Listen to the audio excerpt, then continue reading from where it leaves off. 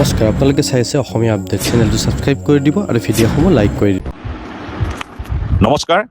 এই যিখন মেপ আপোনালোকে এতিয়া সন্মুখত দেখি আছে, এই মেপখনৰ জৰিয়তে মই আপোনালোকক একেবাৰে যি নিৰ্মম প্ৰকৃতিৰ পৰা অত্যাচাৰ চলিছে সেই অত্যাচাৰৰ ঠাইবোৰলৈ লৈ যাম, দেখুৱাই দিম। ছেটেলাইট ইমেজেৰে গোটেইখিনি দেখুৱাই দিম। এইফালে ব্ৰহ্মপুত্ৰ, আৰু ব্ৰহ্মপুত্ৰৰ পৰা এই যে ওলাই আহিছে এই অকোৱা পকোৱা নৈটোৱে হৈছে দিখৌ নৈ। এই দিখৌ নৈ শিৱসাগৰ এনেকৈ গৈ গৈ গৈ এই অকোৱা পকোৱা পাক লৈ ৰহেদৈ পুখুৰীৰ কাষেৰে এনেকৈ গৈ গৈ গৈ অসমৰ পৰা গৈ এই নাগিনীমৰা হেডকোৱাৰ্টাৰ, অকণমান তলত আহিলে দেখা পাম আমি নাগিনীমৰা হেডকোৱাৰ্টাৰ বুলি এটা জেগা লিখা আছে ইয়াত, একজেক্টলি ইয়াত এই নাগিনীমৰা হেডকোৱাৰ্টাৰ আপোনালোকে দেখিছে বৰ্তমান। এই নাগিনীমৰাত অসম আৰু নাগালেণ্ডৰ সীমাটো ইফাল আৰু সিফাল, যিডাল আঁচ দেখি আছে সেই আঁচডালত এটা সীমাৰ ইফাল সিফাল হৈ আছে, এফালে নাগালেণ্ড আৰু এফালে অসম, আৰু ইয়াত নাগালেণ্ড। এতিয়া এই যে পাকটো আছে, অলপ লাহেকৈ মন কৰিব হা, মই লৈ যাম আপোনালোকক, ইমান মাথা মাৰা দৰকাৰ নাই। তাৰমানে এই পাকটো যে আছে, এতিয়া ইয়াক আমি জুম কৰিম। সেউজীয়া পাহাৰৰ মাজত এই দাগবিলাক ক'ৰ পৰা পৰিল, আৰু এইটো সৰু দাগ নহয়, এইটো এটা বৃহৎ এৰিয়া, এটা ডাঙৰ এৰিয়া। আৰু তাত আমি যেতিয়া জুম কৰি যাম, এইফালে অকণমান গ্ৰীনাৰী এতিয়াও আছে, কিন্তু এই ফটোখনো 2024 চনৰহে ফটো। একদম 2026 চনত কি হৈ আছে, আপডেটেড ভাৰ্চনটো এতিয়াও নাই। ইয়াতকে 100% বাঢ়িব, কমিটো নাযায়, অসম্ভৱ কথা।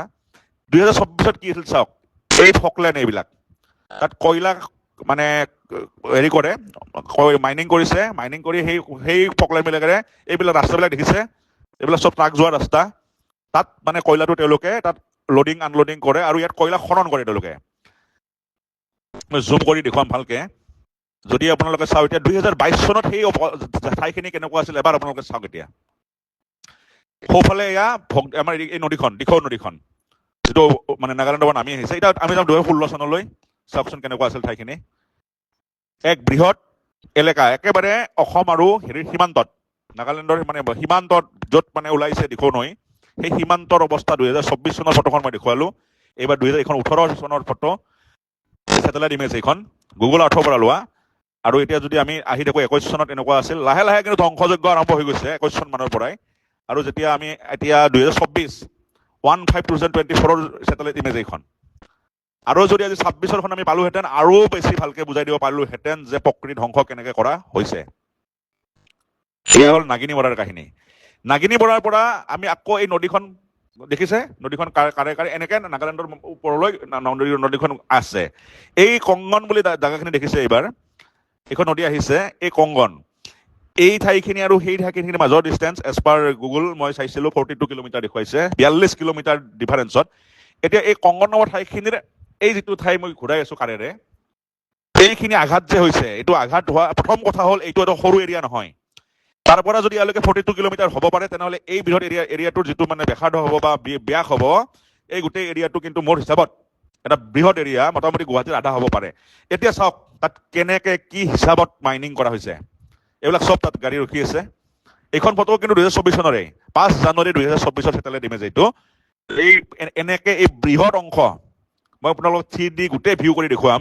এই বৃহৎ অংশটোত খনন চলিছে, আৰু এই অংশটো সাংঘাতিকভাৱে এলিভেটেড এৰিয়া।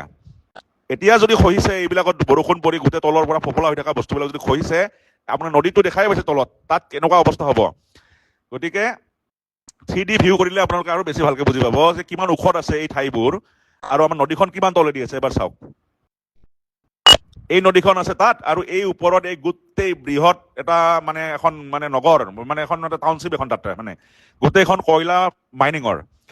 এতিয়া চৰকাৰী মাইনিং, বেচৰকাৰী মাইনিং, অবৈধ মাইনিং, ৰেড হল মাইনিং, এইবিলাক মই নাজানো, কিন্তু এইবিলাকৰ কাৰণে আমি কৈছো, এইবিলাক মানে এই কোনো পৰিৱেশ বিজ্ঞানীয়ে অধ্যয়ন কৰা বিষয় নহয়। আৰু মই কম এই কথা। এতিয়া আমি অলপ বেকত যাম যে 2024 এই ঠাইখিনি, আমি 24 এইটো চাই আছো, 1 জানুৱাৰীৰ ফটো আছিল এইটো। এতিয়া এইখন 22 চনৰ ফটো, মানে 4 বছৰ আগত এই এনেকুৱা, 5 বছৰ আগত ঠাইখিনি এনেকুৱা। এই ধুনীয়াকে মানে বহুত গ্ৰীণ, দেখিছেনে? কিছু পৰিমাণেতো হৈছে, 2010 চনৰ পৰাই নাটক চলি আছে তাত হা, কিন্তু সেউজীয়াবিলাক আছে নহয়, সেউজীয়া কমি যাই আছে, দেখিছে নহয়? এইবাৰ আমি 2016 মানলৈকে গৈছো, একেখিনি ঠাই চাওক কেনেকুৱা আছিল। এবাৰ আমি 2014লৈকে যাওঁ, আপোনালোকে চাওক ঠাইখিনি কেনেকুৱা সেউজীয়া আছিল আজিৰ পৰা 12 বছৰ আগৰ ফটো এইখন চাওক গ্ৰীনেৰী অথচ